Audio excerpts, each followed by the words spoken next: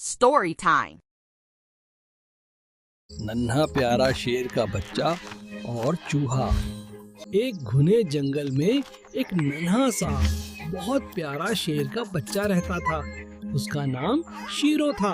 Shero को खेल कूद बहुत पसंद था और वो हर वक्त हंसता रहता था।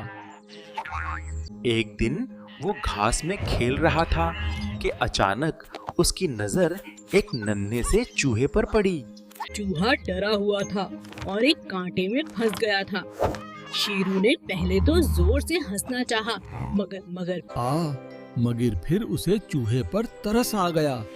उसने नरमी से अपने पंजे से कांटा हटाया और चूहे को आजाद कर दिया।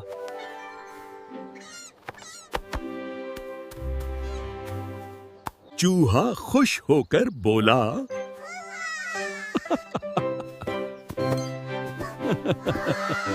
शुक्रिया शेरो। एक दिन मैं भी तुम्हारी मदद करूंगा। कुछ दिन बाद शीरो एक शिकारी के जाल में फंस गया। वो बहुत घबरा गया और जोर जोर से दहाड़ने लगा। ये आवाज सुनकर वही नन्हा चूहा आ गया। उसने अपने तेज दांतों से जाल कुतर दिया और शीरो को आजाद कर दिया।